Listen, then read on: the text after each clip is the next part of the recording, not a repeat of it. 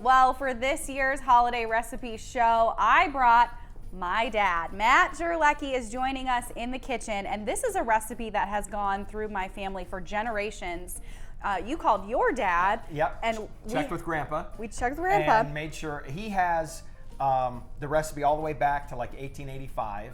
And that would have been made, we've got the modern Pizzelle maker, but he's got the one that you would actually put in an open fire single, okay, that you clamp them down and put it in an open fire to make them. So we are making that has made it this long. Pizzelles. Yes. So this is a family recipe, but it is also the oldest known cookie. Yes, it is. Oldest known cookie. So what are our tips and tricks? How do we start? Okay, first you start with 6 eggs, and the key to any recipe that I see people make all the time is make sure you do the eggs first, because like with Jackie here, my favorite pastime is to do it with little kids. Yeah. Like you teach them how to count. There's nothing better than cooking for that. And now with your wonderful Lucy, I get to do the same thing. So we don't want shells. That's right. why you start with the eggs. So you do the eggs first, so that you can make sure you don't have any shells in there, because you want them to do the eggs. Okay. So you got 6 eggs. Whipped them. We did that already. Okay? Whipped them. 1 cup of butter, melted, but you got to let it cool off a little bit.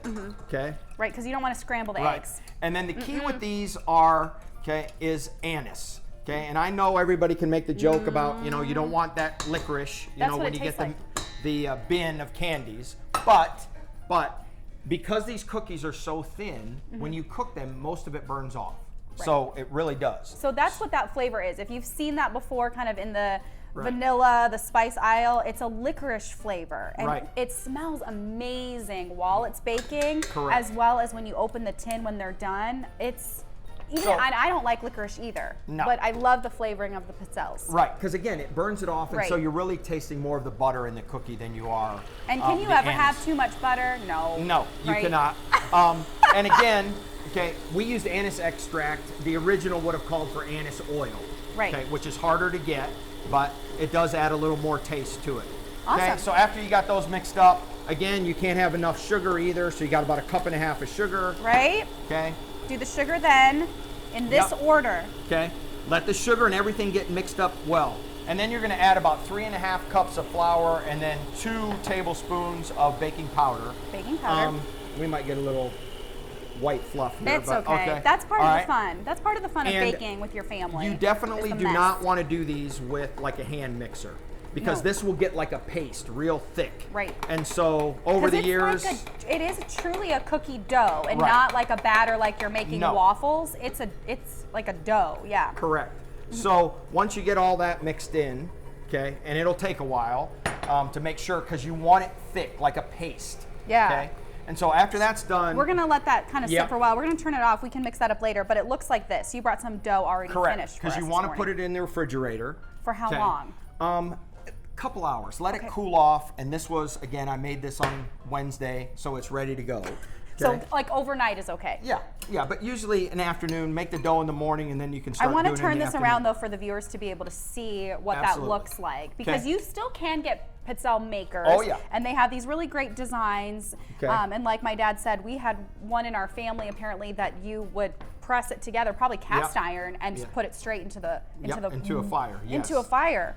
Okay. And so that's probably a tablespoon. It's not a lot. Nope. Because again, they're very, very thin. They are very thin. And they cook very fast. So it's going to be about 60 seconds to a minute, and you'll get a feel for it. Yeah, the newer ones have a light, but you can just kind of get a feel for it and take them out when you need. Yeah, and so what is really fun about the Pizzelle making, always in the Jerlecki family, there's maybe a football game on or something, and you guys just make a whole bunch. And it's typically, you said you called your dad.